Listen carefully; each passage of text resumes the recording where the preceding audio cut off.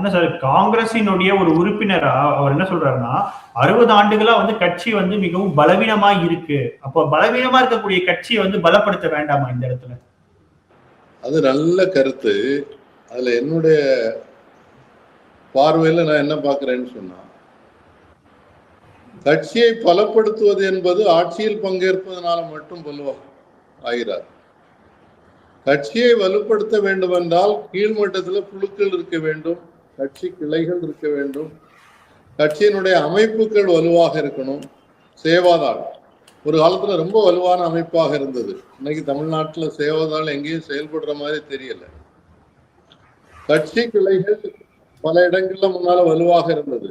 இன்னைக்கு கண்கூடாக பாத்தீங்கன்னு சொன்னா தமிழ்நாட்டுல பல இடங்கள்ல இந்த எஸ்ஐஆர் நடக்கக்கூடிய நேரத்துல அவங்களால பிஎல்ஏன்னு சொல்லக்கூடிய பூத் லெவல் ஏஜென்ட்ஸ் கூட போட முடியல, காசு கொடுத்தும் போட முடியல. அப்போ அடிமட்டத்தில் இருக்கக்கூடிய கட்சியை வலுப்படுத்தினாதான் நீங்க வந்து அடுத்த கட்டமாக நீங்க போட்டிக்கு தயாராக முடியும்.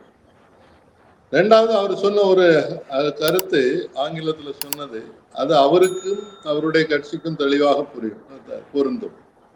என்ன சொல்றாரு?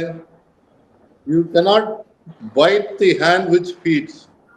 உங்களுக்கு உணவு தரக்கூடிய கையை நீங்கள் கடிக்க கூடாதுன்னு சொல்றாரு. அப்ப இந்த கூட்டணியில அவங்களுக்கு உணவு தரக்கூடியது யாரு?